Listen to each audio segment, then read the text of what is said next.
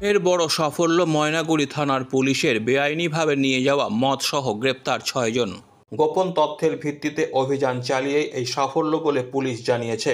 জানা গেছে, মঙ্গলবার রাত আনুমানিক ১১টা নাগাদ ময়নাগুড়ি থেকে ক্রান্তিগামী রোডে পুলিশ একটি পিকআপ গাড়িকে আটক করে। সেই গাড়ি থেকেই উদ্ধার হয় মদ। তাদের জিজ্ঞাসাবাদ করলে তারা কোনো বৈধ কাগজ দেখাতে পারেনি বলেই জানা যায়। এরপরেই পিকআপ গাড়ির চালক সহ ৬ জনকে গ্রেপ্তার করে পুলিশ। এদিন ৯২টি কার্টন থেকে মোট ২,২০৮টি মদের বোতল উদ্ধার হয়। প্রতিটি বোতলের মধ্যেই সেল ফর পাঞ্জাব লেখা রয়েছে বলে পুলিশ জানিয়েছে। পুলিশ সূত্রে জানা যায়, ধৃতরা হলেন রাজা বাউরি, সূর্য বাউরি, সন্তোষ ওরাও, জয়ন্ত বাউরি, কৃষ্ণ বাগদি, সঞ্জয় বাউরি। ধৃতদের মধ্যে ৫ জনের বাড়ি দক্ষিণ দিনাজপুর এবং বাঁকুড়া জেলায়, একজনের বাড়ি ময়নাগুড়ি ব্লকের রামশাই এলাকায় বলে জানা গেছে। এ বিষয়ে ময়নাগুড়ি থানার আইসি সুবল ঘোষ বলেন, কালকে ১১টার দিকে আমরা একটা আমাদের স্পেসিফিক ইনফরমেশন আছে, সোর্স মারফত একটা ইনফরমেশন আছে যে একটা পিকআপ গাড়িতে, সেই গাড়িটা ক্রান্তির দিকে যাচ্ছে এবং সেই গাড়িতে বেশ কিছু মদের কার্টুন আছে এবং সেটা হিউজ পরিমাণে আছে। আমাদের টিম বেরিয়ে যায় এবং আমাদের টিম বেরিয়ে গিয়ে এই গাড়িটা ক্রান্তির রোডে, ময়নাগুড়ি থেকে ক্রান্তির রোডে সেটা ইন্টারসেপ্ট করে এবং সেই গাড়িতে আমরা ড্রাইভার সহকারে ৬ জনকে পাই। তার মধ্যে যে ছেলেগুলো ছিল তারা প্রত্যেকেই ওদের বাড়িটা হচ্ছে গিয়ে কারোর বাড়ি দক্ষিণ দিনাজপুরে, কারোর বাড়ি বাঁকুড়ায় এবং একজন লোকালও আছে।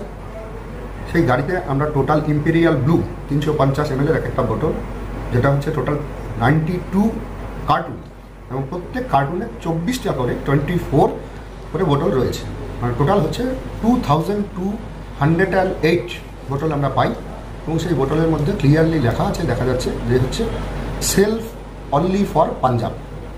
তারপর ওদের আমরা ইন্টারভিউশন করি, জিজ্ঞাসাবাদ করি, ওরা বলে যে হচ্ছে না, এটা ইলিগালি নিয়ে যাওয়া হচ্ছে, এই বিজনেস চলছে। এরপরে আমরা সিজার করি এবং আমরা অ্যারেস্ট করি।